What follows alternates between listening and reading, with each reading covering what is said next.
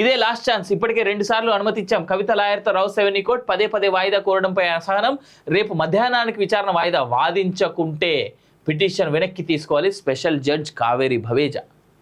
Delhi liquor కేసులో MLC Kalvakuntla Kavitha తరఫున హాజరైన న్యాయవాదులపై Rouse avenue court special judge Kaveri Baweja అసహనం వ్యక్తం చేశారు. డిఫాల్ట్ బెయిల్ పిటిషన్పై సోమవారం జరిగిన విచారణ సందర్భంగా ఆసక్తికర వ్యాఖ్యలు చేశారు. సీనియర్ న్యాయవాది అందుబాటులో లేని కారణంగా విచారణను వాయిదా వేయాలంటూ స్పెషల్ జడ్జిని కవిత తరఫు లాయర్ రిక్వెస్ట్ చేశారు. దీనికి స్పందించిన కావేరి భవేజా కవిత తరఫున రెగ్యులర్గా హాజరయ్యే న్యాయవాదులు నితీష్ రాణా, మోహిత్ రావుకు ఈ రోజు రాలేదా అని ప్రశ్నించారు. ఇప్పటికే సీనియర్ న్యాయవాది అందుబాటులో లేని కారణంగా 2 సార్లు విచారణ వాయిదాను కోరానని, ఇకపై అనుమతి ఇచ్చేది లేదని, ఇదే చివరి అవకాశం అంటూ వారికి ఆమె వివరించారు. డిఫాల్ట్ బెయిల్ పిటిషన్పై తదుపరి విచారణను బుధవారానికి వాయిదా వేస్తున్నానని, ఆ రోజు వాదనలు వినిపించుకుంటే పిటిషన్ను ఉపసంహరించుకోవాల్సి వస్తుందని సున్నితంగా హెచ్చరించారు. ఆగస్టు 7న కవితకు బెయిల్ మంజూరు విషయమై క్లారిటీ రానున్నది. వాదనలు ముగిసిన వెంటనే తీర్పును ప్రకటిస్తారా లేక రిజర్వ్లో ఉంచి మరో రోజు వెల్లడిస్తారా అనేది తేలనున్నటువంటి అంశంగా చూస్తూ ఉన్నాం. కవిత బెయిల్ సంగతి ఏమో కానీ ఆఖరికి ఆమె అడ్వకేట్లు కూడా పాపం కోర్టుల ద్వారా కూడా తిట్లు తినాల్సినటువంటి రోజులు.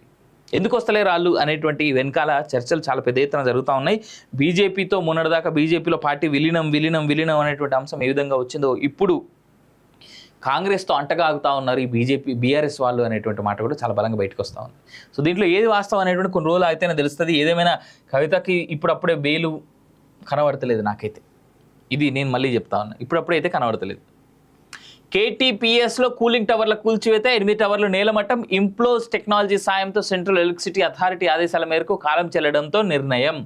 ప్రతి ఆస్తికి భూదార్, యూనిక్ నెంబర్తో అక్రమాలకు చెక్, హక్కుదారుడికి ఆర్థిక తోడ్పాటు, ఆబాదికి ప్రత్యేక ఆర్ఓఆర్, ప్రభుత్వానికి యజమానికి మేలు, కేంద్ర ప్రభుత్వ పథకాలకు లింక్, యూనిక్ నెంబర్పై ఇప్పటికే ప్రతిపాదనలు. ఇది సెంట్రల్ గవర్నమెంట్ తీసుకొస్తున్నటువంటి భూ